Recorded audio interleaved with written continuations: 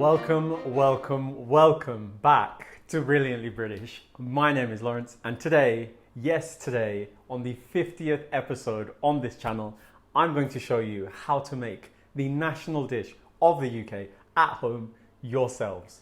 So, sit back, relax, and enjoy this episode. Oh, and don't forget to subscribe.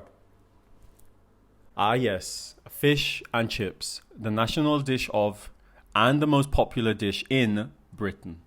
For every McDonald's in the UK, there are 8 chippies. The dish is believed to have originated within London's famous Billingsgate fish market in the 1860s. Back then, being a working class dish, utilising leftover fish scraps fried in oil. Convenient, as it required no cutlery. Cheap, since innovations during the Industrial Revolution meant that you didn't need to live near a coast to enjoy fresh fish. Gradually, the popularity of this meal spread across the UK. Oh, and it was one of the few things that was thought to boost morale and so wasn't rationed during both the First and Second World Wars.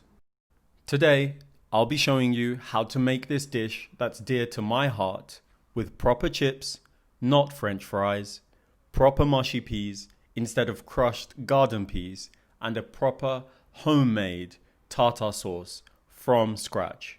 For today's Brilliantly British fish and chips, you will need the following ingredients in front of me right here. You will need some cod, turmeric, beer, self-raising flour, eggs, mustard powder or mustard, pickled gherkins, pickled onions, a pickled egg, and some capers. If you don't know how to make the egg, onion and gherkins, follow the link up there and learn how to do that in our dedicated pickling episode. You will need a lemon, some oil, some potatoes, some dried peas, some bicarbonate of soda, and of course, we can't have bland food, people. You will also need some salt and some pepper. That's it. But guys, of course, that is not it. Hydration is really important here to us on the Brilliantly British channel. So guys, look, before you start cooking, switch on your kettle, brew yourself a nice cup of hot tea so you can sip on that whilst you cook. Just before you undertake the honourable task of making your own homemade fish and chips, one important piece of advice I'll give to you is that you will need for sure either one of the two things you see on screen now. You will need either a deep fat fryer or a cast iron casserole pot. Why? Because ideally, really, you want to use a deep fat fryer to fry your fish and your chips. If you don't have a deep fat fryer and you don't really care to buy one, then you can use a casserole pot instead. That will also do the same job. You will just need to fill either one of them with oil, whichever one you choose to use. That's it.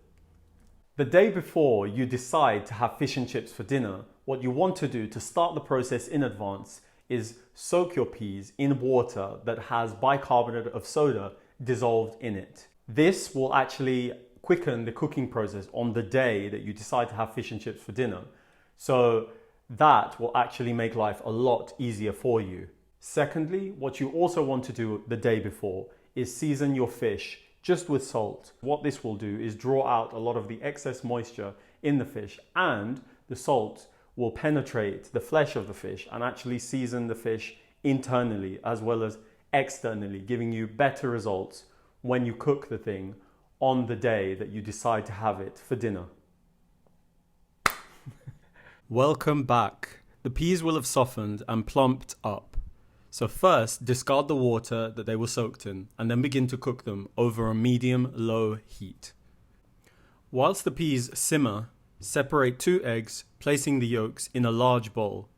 For this episode, you'll have no need for the egg whites, but I'd suggest using them to make meringues for something like an Eton mess or a lemon meringue pie. Just a suggestion. Anyway, I digress.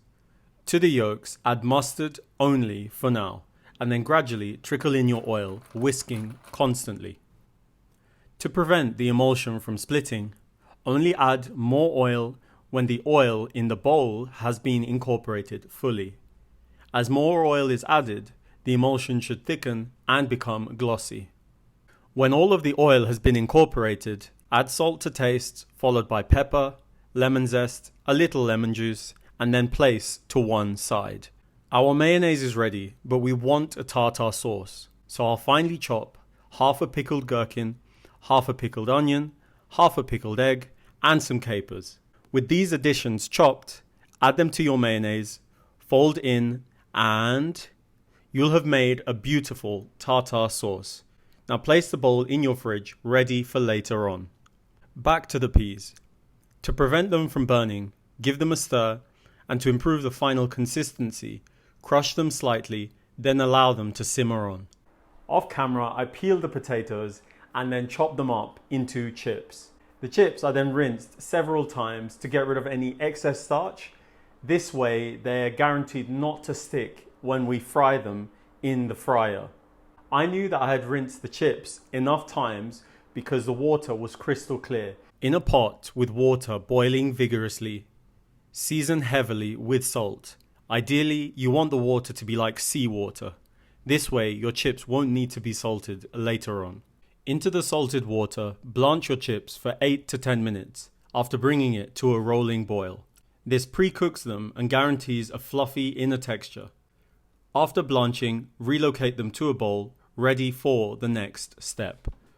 To give us the best results when we make our chips, I'm going to spread them out on this cloth right here. That way, any external moisture will be removed, and that will mean that the chips, once they're fried, will be crispy on the outside and fluffy and soft on the inside. Oh, and now would be a good time to switch on your fryer to begin preheating, as well as your oven. Okay, we are now ready to make the batter. In this bowl here, I've cracked an egg, and gradually what I'm going to do is add in the turmeric, the flour, and gradually whisk that in, and also add the beer. I'm going to do this in tandem because at the end, what we will end up with is a lump-free batter, and that is what we want. That will give us the best results when we fry our fish. Being able to faintly draw a figure of 8 in the batter indicates that your batter has the right consistency. Finally, before we start frying, season with salt and pepper to taste. Oh, and some safety advice. If you're frying in a pot or a fryer, do not, under any circumstances, fill the vessel with oil above its halfway point. Now, to fry the fish, first coat with flour on all sides before coating with batter. Then, immediately but carefully, fry until brown and crispy. Once fried, place the fish in your preheated oven to keep warm whilst we prepare the chips. Alright, we're almost done. So quickly, fry your chips in batches until golden brown and crispy, placing cooked batches in your oven to stay warm as you continue to fry. Here's something that most people miss, the battered chip. With no fuss, just like the fish, coat with flour, then batter, and fry until bronze and crispy, and then place in your oven to remain hot. Okay guys, we are almost done, almost done. The last thing to do now is to season the mushy peas that have been slowly stewing away with some salt. Perfect. Let's get dishing.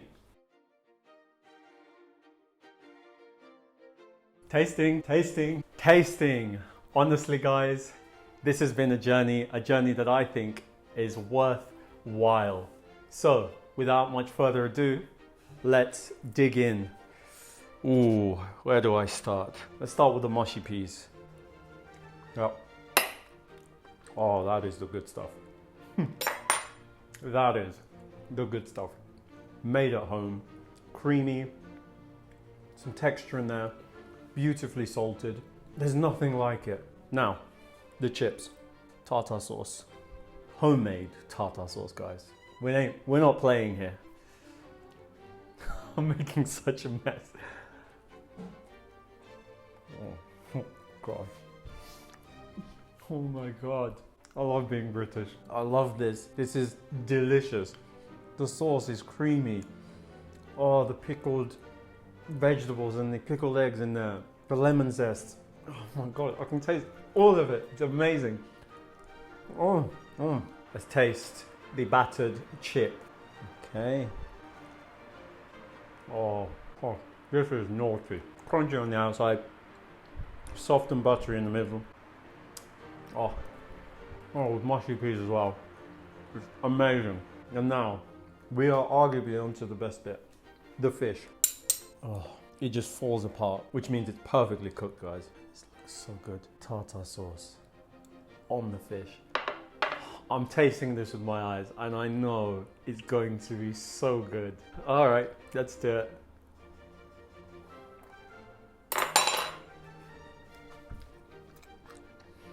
I'm speechless. This has every reason to be, I can't even speak. I mean, it's no wonder this is the national dish of the UK. It's amazing, even when you make it at home.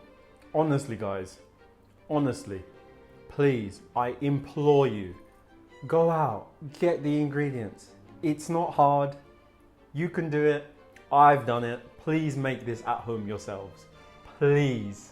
Thank you all for allowing me to show you how to make the national dish of my beloved home, the UK. Guys, I know you liked this episode, so please don't hesitate to click the like button, subscribe to this channel, click the notification button to tell everyone you know about the brilliantly British food on this channel, and I will see you next time.